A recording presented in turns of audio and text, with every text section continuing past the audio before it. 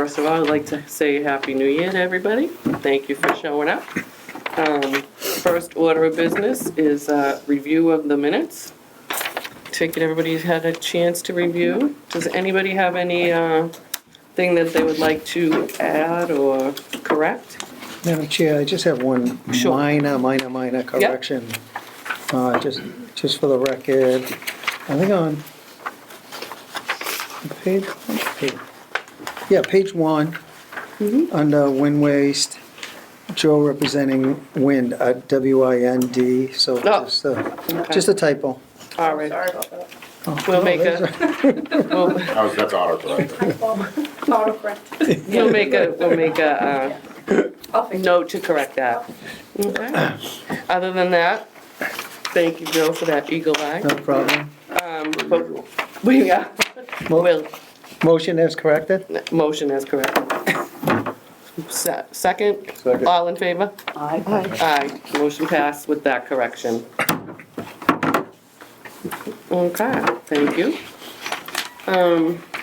Second order of business, Wind Waste Innovations Operational Update. Welcome back, Elliot. How's it going? Happy New Year. How you doing?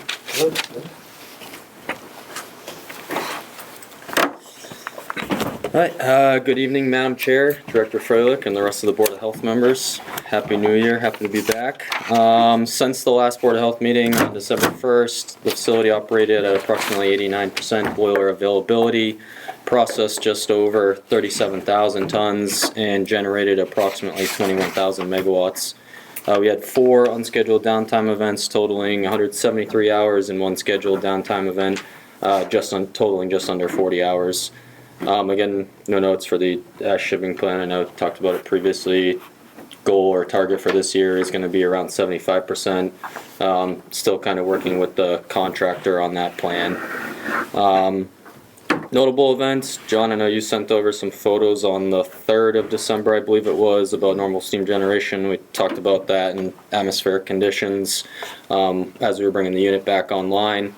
On 12/7, in the early morning, we experienced a turbine trip to a hydraulic line. I know you had asked, inquired about noise.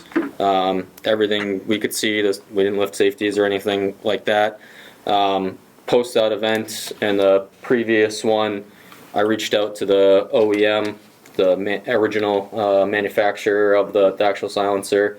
So they're a firm out of New York, working with them in Millennium, who provided and completed that project. So I've been talking and coordinating with them, providing them a bunch of data, because again, after that we were using the silencer and drag valve for the following 48 hours with no issues or anything. So still trying to work through with that. So we have a site visit scheduled for them to come, just to make sure, and if there's anything we have to do in the future coming up here, then we'll have that plan in place and get that done.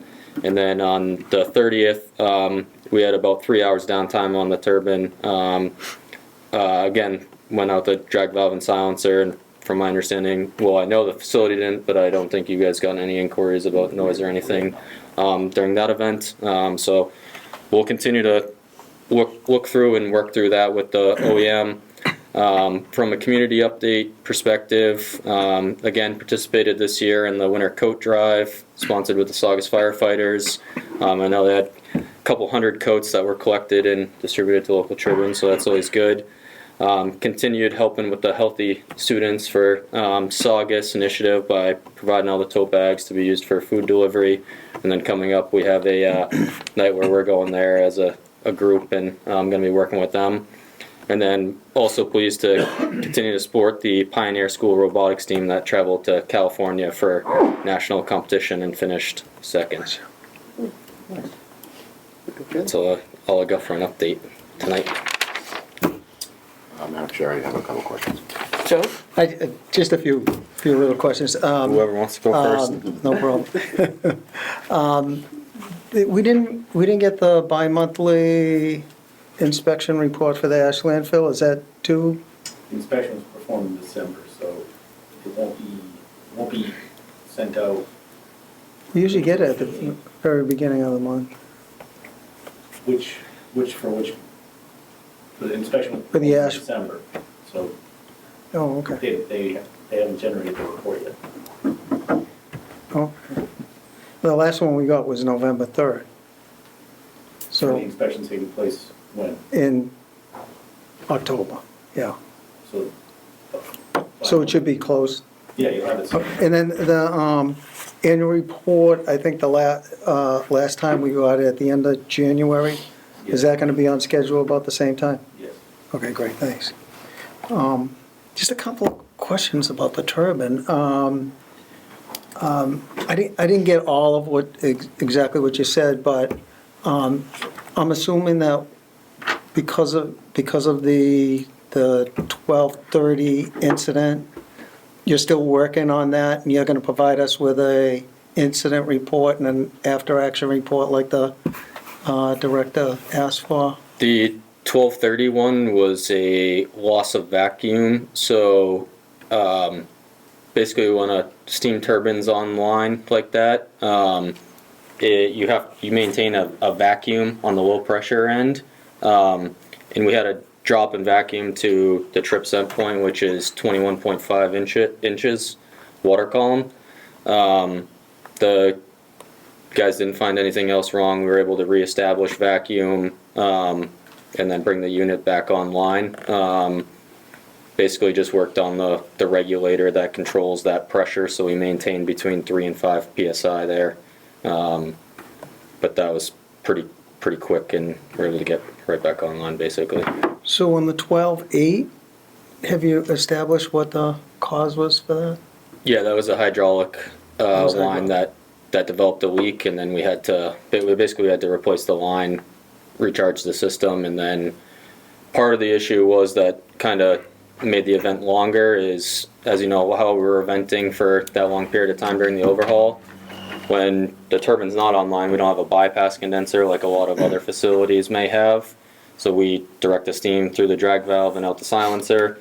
At that point, we become 100% makeup. So if the boilers are online, we need about 650 gallons per minute of water makeup capability. And in the middle of the night, we don't have that ability. So we bring in rental demon trailers, and we're sometimes at the mercy of them calling in the middle of the night. They can't necessarily bring a couple trailers right that second. So we had to shut down the boilers, eventually get those trailers on site, bring our storage tanks back up, and then start the facility back up. So on the 12:30 incident, you just Yeah, we had enough time. You write that up and send it, I mean, the director asked for I was gonna, an after-action report, will you I can write write that up something and send up it? Okay.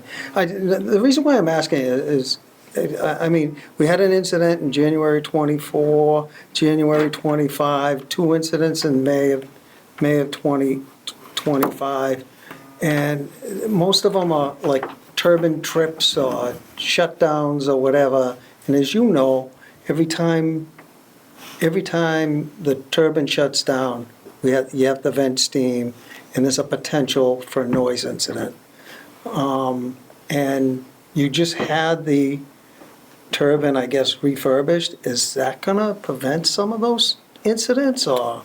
Yeah, coming out of a 75-day outage, you're going to have some issues that you got to work through and things that we find. So that's like the hydraulic trip and the regulator and stuff like that. So I'm very hopeful that we've put all that stuff behind us now. Couple unfortunate incidents, but I think the team reacted well. We're able to get everything corrected and then back online. And I would say a pretty timely manner for given some of the issues. Okay, thank you. So Elliot, you know, and again, I appreciate you reaching out to us, you know, when these incidents do occur. I did have a couple of questions though. So you mentioned that the drag valve silencer, the manufacturer, is actually coming out to inspect it. Do we have a prospective date? Not yet. So working with, I basically have to run it through Millennium, who they are the local company in Massachusetts, and they're helping work through that. So Okay. I've been providing them a lot of data as far as like boiler loads, temperatures, all Baseline that tech stuff. all that stuff that they've requested so far. Okay. And they're reviewing that, and then we have we have a different contractor that's helped us with borescope jobs before. So I kind of proposed that to them if that's something that they want to have take place ahead of time, and then just kind of going step by step, working through it with them. Our next scheduled cold iron outage where we'll have the whole plant offline is in May, which is historically when we have our cold iron. This past year was shifted because of the turbine.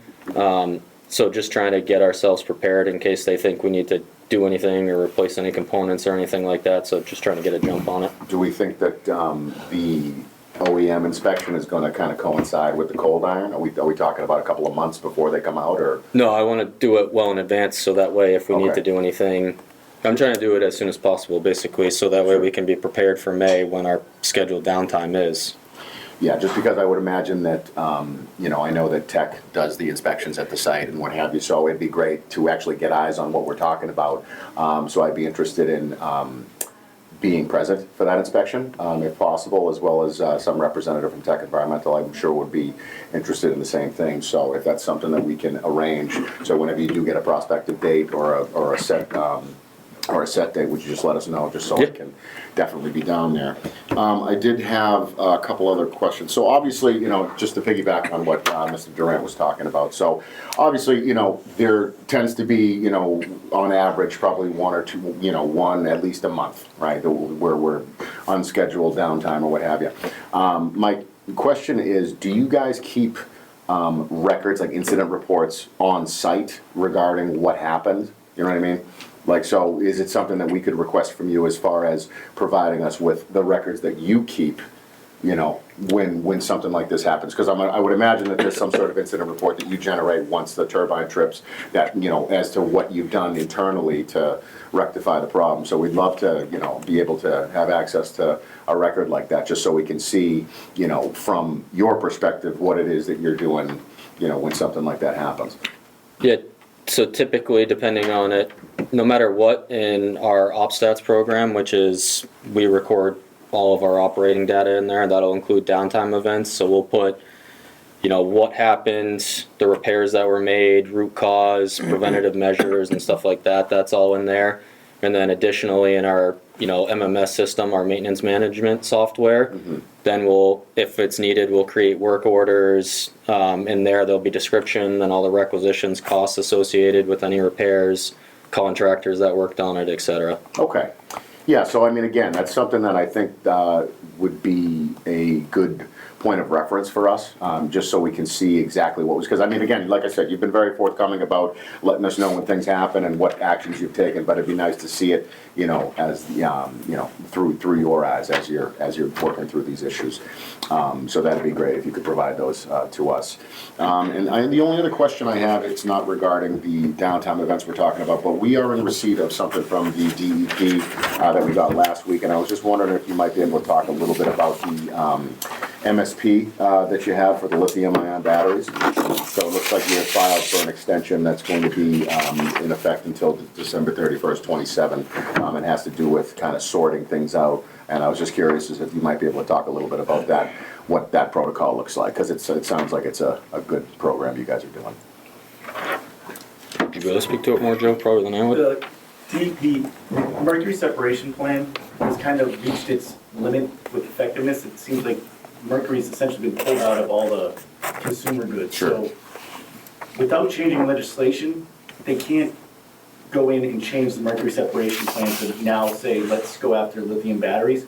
But they're providing this guidance to where I guess some of the money allocated, and I don't have a full understanding of it, but some of the money allocated for the mercury separation program can be used to get lithium-ion batteries out of the waste stream, because not only our location, but transfer stations as well, they're causing fires and they're causing a lot of Sure. issues. So- Well, and that's why I asked, just because it came about and I looked and I'm like, well, it looks like North Andover and Millbury both got the same extension, so I was just curious if you had any further insight on it, but it sounds like it's a good thing that you guys are doing, Yes, so. it's an educational tool for the public Sure. to try to get those items removed out of the waste stream. So now, is that more of an educational effort for folks that are like gonna be throwing stuff away? Or do you have like an actual program that you like sort the stuff out as it comes in? Like No, like the no, radioactive material, or it's more just kind of like a, hey, stop throwing these things away? The radioactive material, we can have a radiation. Right, detector on and then site, that's so what I was curious about. This if you is had any more sort like of- educational radio ads, Yeah, okay. things like that. Kind of more of an information campaign. Exactly. Okay. Yeah, I was just curious. Like I said, it's obviously, prudent to keep stuff that's gonna catch fire out of the waste stream, so we appreciate it. But that's all I had, Madam Chair. Thank you. Thank you. No problem. Thank you, Joe. Okay, so the next order of business is, I see Terry's here, Public Health Nurse Report.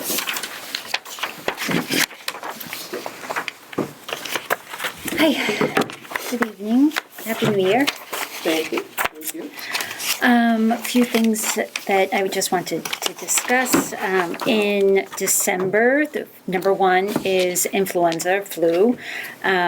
We had, in Saugus, we had 112 cases, and just to kind of put that in perspective, we had 6 cases last month. Last December, we had 48 cases. So this is quite a high number. All of Massachusetts is seeing this really all over the country. We're seeing really an increase in flu.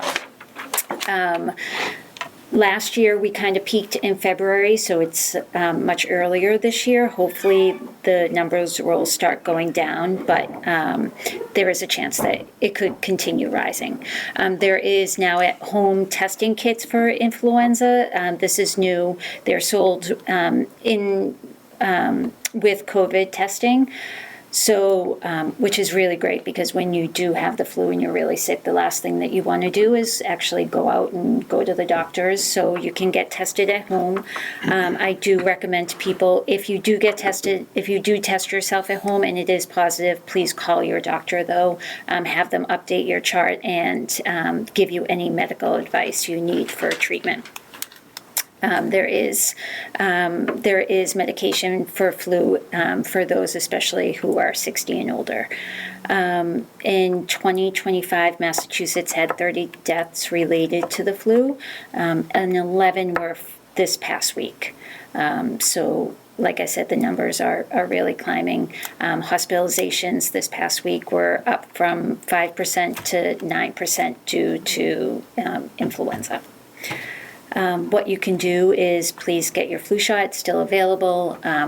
We have some at the Public Health Department or Walgreens, CVS.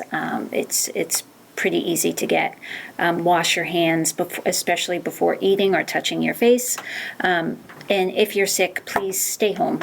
Take the day. And if you do get tested, please call your doctor and ask what type of treatment you should have. For other cases, we had 49 COVID cases, 2 tuberculosis cases, 9 foodborne illnesses, none who originated in Saugus, 2 hepatitis C, and 3 Hep B cases. We did have 1 possible mumps case that ended up being a false alarm. But just to let you know, mumps is a virus with symptoms similar to the flu. However, you have swelling in the lower part of the face. It's spread through droplets, meaning if someone sneezes or coughs, these droplets are spread through the air, or they can land on surfaces. If you go to touch that surface and then touch your face, you will then get infected with the virus. We've seen little outbreaks since the vaccine came out in 1971. Why they came out with the vaccine is due to the complications you get from mumps, which is swelling of various tissues in the body, which can lead to fertility issues, miscarriages, brain damage, meningitis, and hearing loss. It's called the MMR vaccine, and it's given in 2 doses. Usually around 12 to 15 months is the first dose, and then the second dose is 4 to 6. So kids entering kindergarten are required to have the 2 doses of MMR here in Massachusetts. The health department, in coordination with the Law Mom, which is a law firm that educates on healthcare proxies and wills and trusts, will have a speaker at the senior center and library. The library, she's coming next Wednesday, January 14th at 12 p.m. And if you miss that, there will also be a presentation at the senior center on March 9th. I highly recommend attending. I actually went to one. It was extremely informative. It's not just for those who are in their later years. It's for anyone who has children or who has aging parents and relatives. It's really never too early to think about protecting yourself, your children, and your assets. And recalls we had this past month, Pete's Chocolate Company, their chocolate bars sold at the Army Barracks up on Route 1 North. They have undeclared almonds in their ingredients, so if you have that, please return them. Wegmans Deluxe Mixed Nuts, unsalted, the 34-ounce and the 11.5-ounce bag, possible salmonella contamination. Also from Wegmans, grated Romania cheese in a plastic tub, which was made between 11/14 and 11/25, has possible listeria contamination. So if you have any of those at home, please return them. And that's about it. Questions? No? Any questions for me?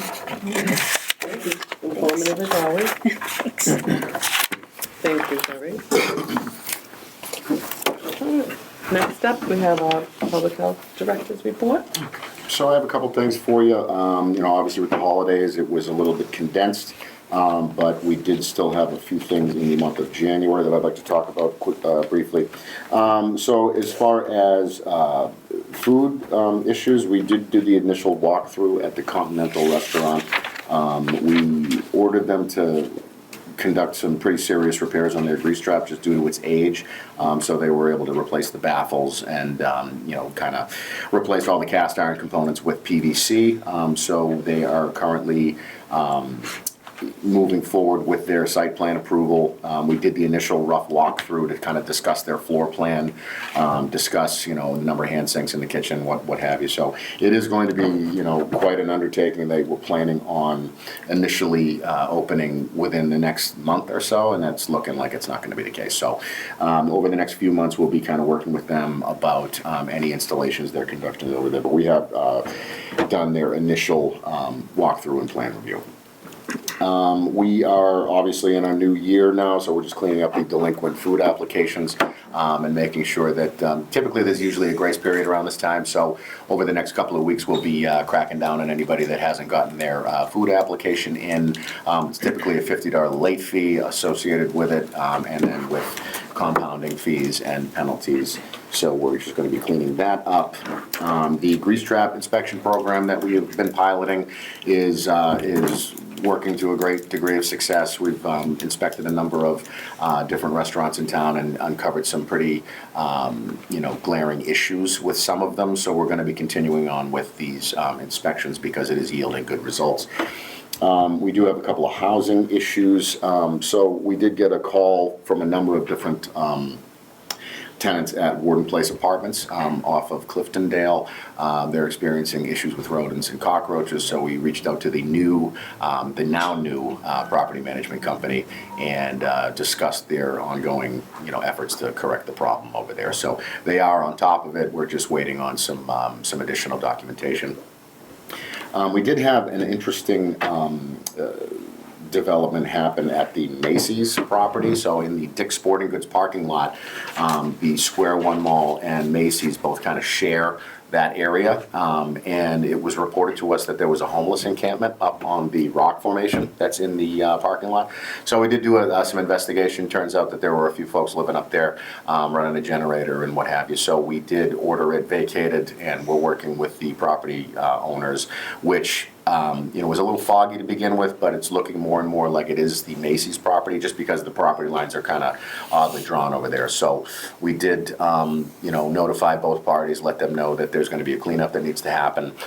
So we're gonna go up and just, again, verify, but we did verify with the police department that the occupants have vacated. So we're gonna be up there over the course of the next couple of weeks, just kind of facilitating the cleanup. The Mass Municipal Association Conference is going to be in late January in Boston. I'm planning on attending because there is a number of public health initiatives that are going to be discussed, and I just kind of want to be on the same page with what the state, is planning for local public health. And then we did conduct the quarterly the emergency preparedness drill on the 12th of December. And just to touch base on last meeting, we did have some action items as far as the protocols for complaints. We have begun a draft of a public health complaint intake form that we're going to be posting on our website after we do some tweaks. And we did speak with the Public Safety Department and the police chief regarding contact protocol for the Board of Health, because I know that was a talking point from last meeting. So I did speak with Chief Riccadelli regarding any off-hours 911 calls that have to do with noise or odors or anything, any type of complaint after hours surrounding the area around Windways is going to be contacting me directly. Obviously, with any office hours, any, daily business can be reached out, we can, talk to our office, give us a call, and same deal with our emails or what have you, but any sort of, issues regarding the, ongoing, questions regarding noise can be brought right to the 911 dispatch line, and they'll be reaching out to me directly. So, like I said, we did touch base on it. Obviously, it's something that we want to make sure we are staying on top of. We did draft that regulation for Article 18. And, we want to be able to use it, as far as documenting these situations. So, I just implore residents to make sure that they understand that, they do need to call us. They do need to reach out to us directly, and it can't just be, brought to social media. It can't just be, a picture. It needs to be a formal complaint that's logged. That way we have a case file. That way we can follow up directly on it. So, like I said, we did establish some new protocols with the police department when they do receive these types of calls. And we're working on like I said, a kind of a newer intake form for any type of complaint, not just what we're talking about here. So I think that, again, we've got some good, things in place. I feel as though they'll be effective as far as documenting what we're talking about, and we do have some, obviously, when we talk about noise, we do have the wood environmental study from 2021 that's kind of established the seasonal ambient levels that we can use as a, as a tool, should we run into a situation where there's elevated degrees of noise. So, again, I think that we do have the tools. It's just a matter of making sure that all the things kind of fall into place for us to be able to document. But other than that, that's all I have for you. Yeah, sorry, that draft that we're working on, once it's adopted, it'll be on the Yes, On it'll be on our website. Website. That's available to be printed out. So I mean, I do want to make sure that there's a distinction there. So we are currently working on some health department modules with some online permitting and what have you. So maybe that's something that we can incorporate in the future. But for the time being, it is going to be something that's just available to the general public to be downloaded and printed and then brought to our office to actually log the actual complaint. Unfortunately, we just don't have the online. I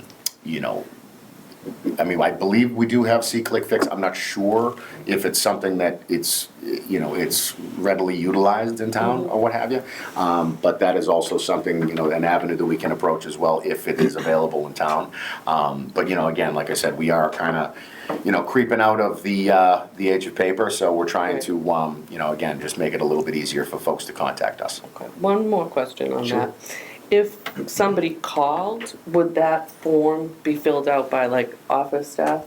I mean, again, it's something that we could certainly start to incorporate as an office policy. You know, I mean, when we do get calls, it is obviously gonna be a lot easier for us to document, you know, without having a resident have to go, all right, well, let me download this, let me print it, let me bring it into you. Right. So, you know, it is something that, you know, we'll be able to use, you know, when we do get, you know, phone complaints. You know, and it's something that will be kind of, you know, identified on the actual complaint, on the actual form itself. You know, it'll be like, okay, this came in by phone, this came in, it was dropped off to us, this was submitted via email, you know, and so, just so we can have a kind of a better idea of tracking it, you know. So, again, like I said, I think like I said, the tools are there, it's just a matter of making sure everything's in place to incorporate. One more question, I'm Sure, sorry. no, that's okay, that's okay.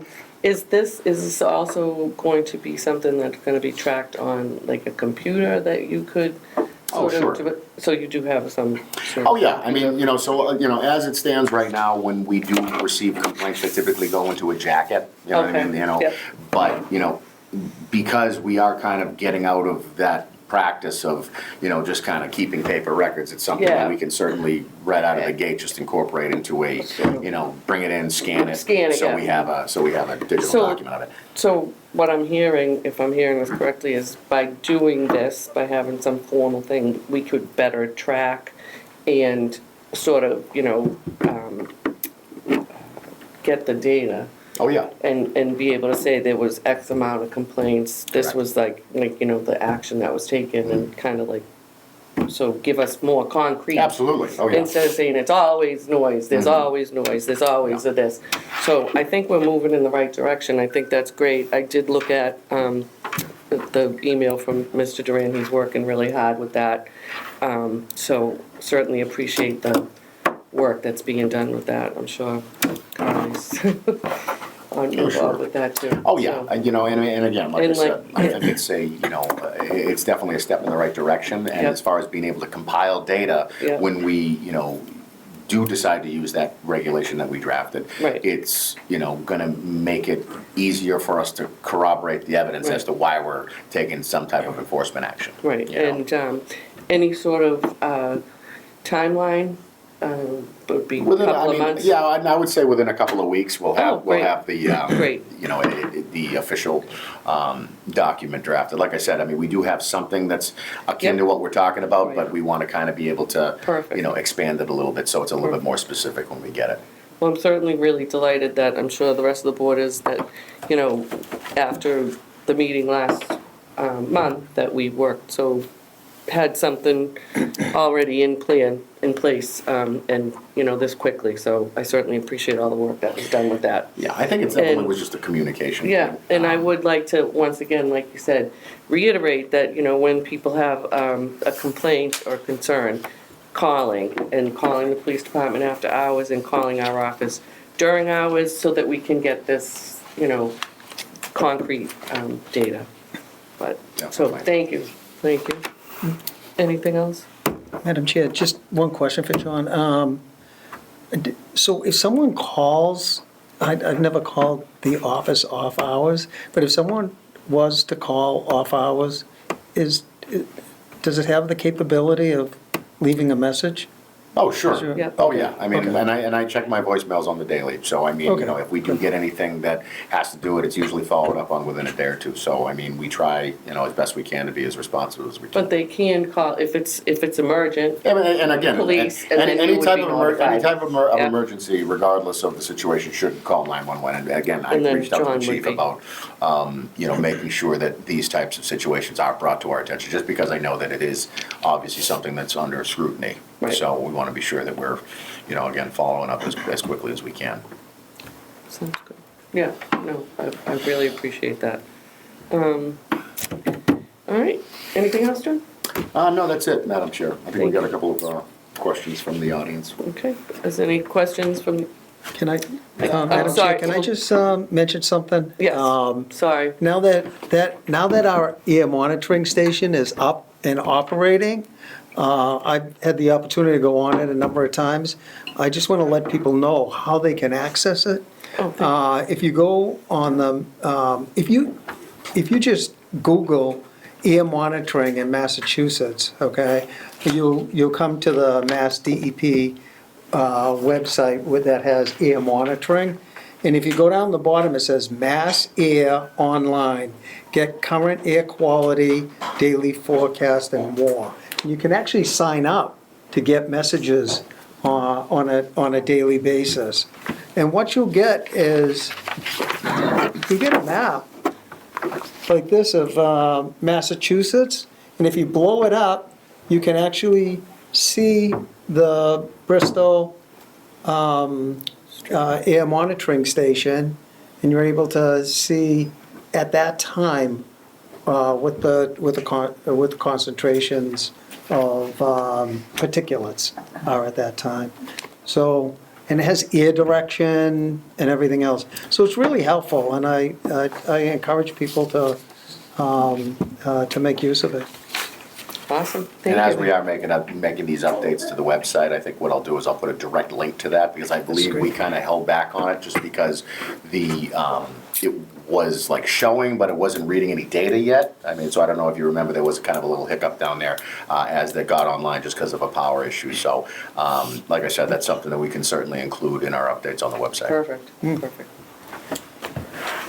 Yeah, thank you, Peter, Town Meeting Member Precinct 10. I appreciate the effort, but I'm looking at the Massachusetts Association of Health Boards on how to report a violation. I'm glad, John, you're going to the conference. Perhaps you can explore this in more detail, but nowhere do they say that you should contact the police department and then go to the Board of Health and fill out a form.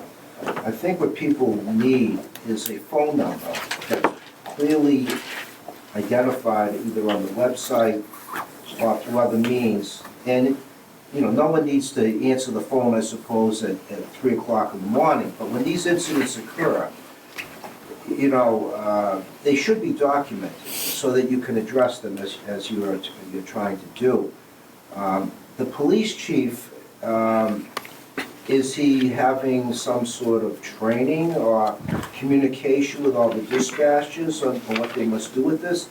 It just seems like it's going an unnecessary step. I realize if there's an emergency and some sort of an immediate safety issue that they should be called. But oftentimes, these complaints are of a nuisance nature.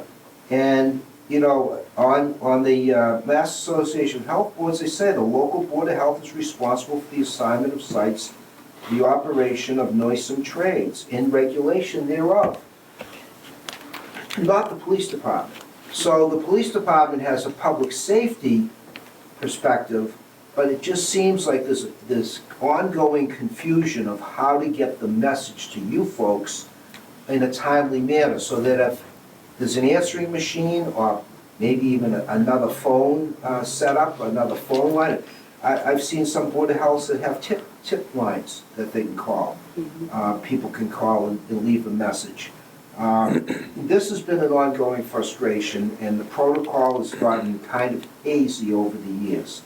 So I would encourage the board to please have the phone number for any type of noisome trade complaints to go to to have it on the website so that the public can call. So at 3 in the morning, maybe they can make both calls. Maybe they can call the police department if you want that, but they should also be able to leave a message with you folks without having to download a form and print it out and mail it in. It's not going to happen, because if people are waking up at 3 in the morning from a steam valve blowing off, they're not about to go to the computer and start printing out a form.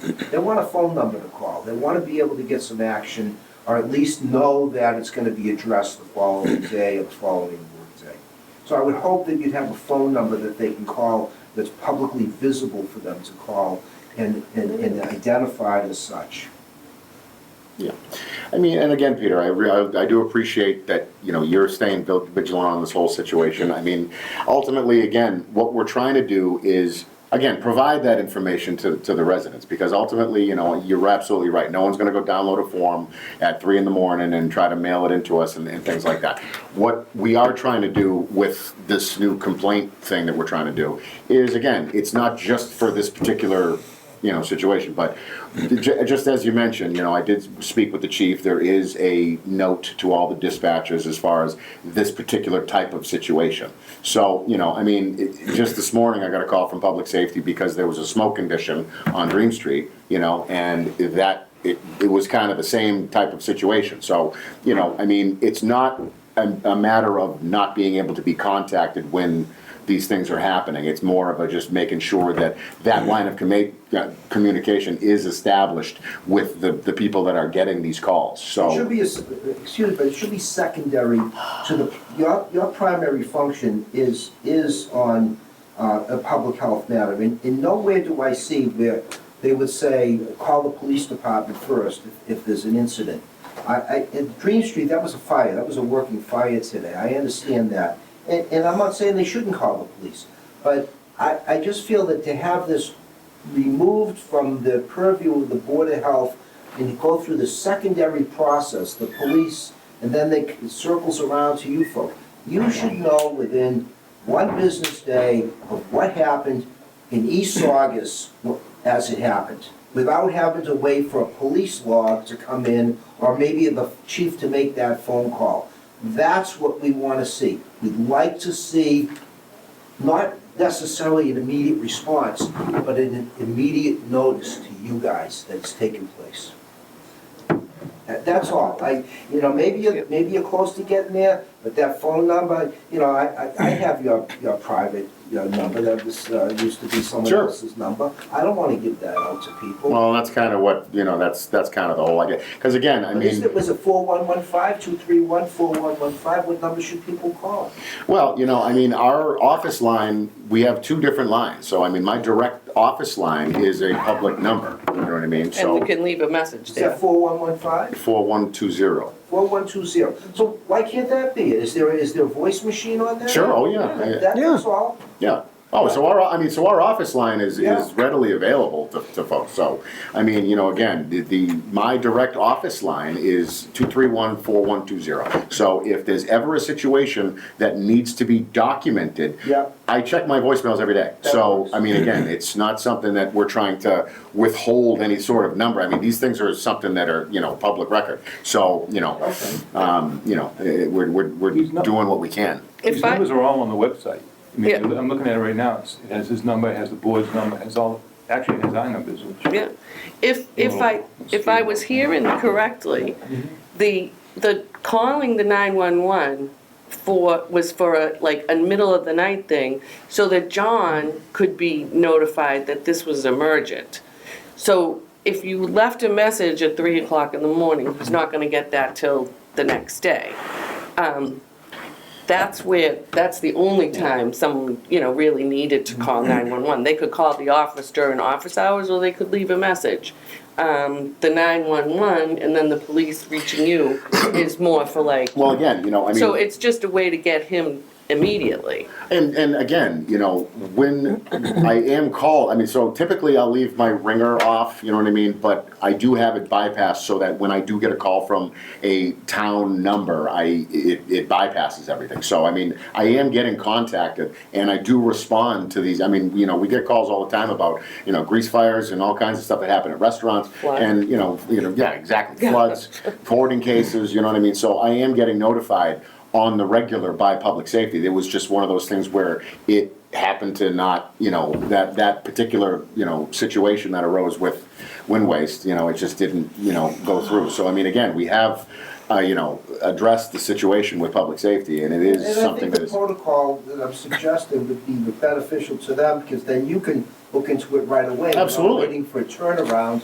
the dispatcher's off or whatever, to get it from that department. Sure. It's unnecessary. I know what I understand what you're saying, Peter, and again, this is something that we're definitely, on the path to addressing what you're talking about. So, rest assured that we are working on it. Yep. Madam Chair? Yes. I think the intent, okay, and at some point, if there's, things have happened in the past where people were in fear, okay? And I think in those cases, they should call the police department. But I'd encourage, if there's a regular complaint of noise, odor, dust, whatever, even if they call 911, They can still I'm call. hoping on this document that we have, there'll be a clear number and email that they can send a complaint to, okay? And the type of information that they should write down or keep record, and how important it is to keep documentation, photos, videos, or whatever, send them. okay? And send them to the Board of Health. Yeah. To this? Sure. I think it's a great idea because we get calls constantly. People on Ballard saying, our house is shaken. We'll say, okay, let us suggest something. Is it gone? Oh, yes, it is. It's just, it's nothing. It's just people, they call us to tell us that there's oil trucks going down Ballard. We get calls for the smell, which is from the river. We get calls on anything that goes on around Saugus, that area. They come to us. And I'll say, why are you calling us? Nothing to do with us. We've been kind to some other people, you know, they're old, elderly, they're used to just blaming everything on us. They call us. We've taken the time to have people come to our facility to show them that what they're calling about has nothing to do with us. We spent countless time trying to get them, you know, it's not even possible what you're saying, you know. So now maybe I think they just like to call us. Every little excuse, every little issue. They come to us, noise, kids playing all down the street. No, I understand. I mean, and ultimately, We again. get them for everything, so maybe that's good. You'll get to see that, right? Well, you know, and again, this is what's been going on over the past couple of months is that, you know, we're getting complaints like kind of second and third hand saying, oh, there was something up on Facebook or what have you. So, you know, again, and I fully agree with you, Peter, like establishing that direct line of communication where, it happened, 4 hours ago, so now I can go down and take a look. You know what I mean? Yeah. It's like, it's something that I certainly want to be notified about. So I don't want anybody to think that I'm just trying to be like, yeah, hey, we'll figure it out. I mean, it's definitely not that. It's just a matter of making sure that, again, we have the proper protocol. So again, it's something that we're certainly working on. And, I can certainly admit that there was a situation with the Public Safety Department not notifying us that we've now addressed. So, I mean, these are definitely things that we want to be notified about. So, it's not, we're not up here saying, no, hey, we'll just figure it out. You know what I mean? It's something that we exhaustingly passed a regulation at town meeting after it was kicked back from the AG's office and yada, yada, yada, for however long it was, you know what I mean? So we did put a lot of work into making sure that we did, draft new legislation to say, okay, hey, listen, now we have, an enforcement action that we can take. So, again, it's not something we're trying to just kind of throw on the back burner now. So again, it's one of those things where we're just trying to make sure that, the information goes to the right people. So again, and Peter, I can't thank you enough for, kind of bringing that to our attention, and we want to make sure that we're doing everything right by the town. And I think long term, let's cut to the chase here. If you don't have good documentation of what has taken place that's been validated, say you get a voice message saying there was a noise complaint, you call up Mr. Elliott and he says, yeah, we had something happen last night. You're documenting that. And so when the dreaded site assignment comes before you, okay, then you can pull this stuff out and say, look, we've had these issues over the years, constantly. That's evidence to buttress any decision that you make. It's like a personnel file, only it's on an entity. And if it's valid, sure. If it's not, you're going to determine it had nothing to do with them. Right. And it wouldn't count. But unless you have the documentation, any future decision you make on a request for a 100-foot ash pile or a third burner or some other thing that requires a site assignment, without the evidence, a judge is going to say, geez, there's no evidence of that there's been a problem down there. That's really where I'm coming from. Thank you. Just one last thing. I mean, certainly, when people, there's a situation where people are get woken up in the middle of the night at 2 and 3 o'clock in the morning, I mean, that's clearly a nuisance, okay? And we want to keep track of that, okay? So we have to have a system in place where we're able to tell the residents what information we need, how to document it, and to send it to the appropriate people in the Board of Health.